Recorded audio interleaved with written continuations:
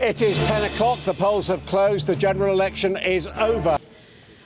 I, Sandra Black, returning officer. Mary Black, Scottish National Party, 23,500. Douglas Alexander has lost his seat. Mary Black, 20-year-old, is the new MP for the SNP. Galloway, Scottish or South constituency. Thank you.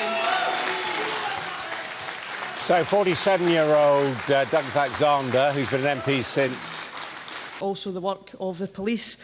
I would like to thank all the other candidates for their participation, and in particular, whilst I appreciate that this is a blow for Douglas or not, and whatever your views are on Scotland's future, I will seek to represent you and everyone in this constituency to the very best of my ability. This election is about making the voice of this constituency and the whole of Scotland heard more effectively at Westminster than ever before. Thank you very much, Mr. Returning Officer. I want to thank you, everybody. I want to thank the police. I want to thank everybody who's been involved in counting so fast. There are... That was 23,142. Not at the general election. They won that in a by-election when Mark Reckless defected from the Conservative Party to UKIP and won that by-election. Well, they've won the seat back, so we are showing of the UKIP performance. Yes, and that really strikes a real body blow at UKIP in terms of the number of seats that they're going to finish with. It really does hinge on dear old Nigel Farage now in terms of whether he can or fails to win Thanet South.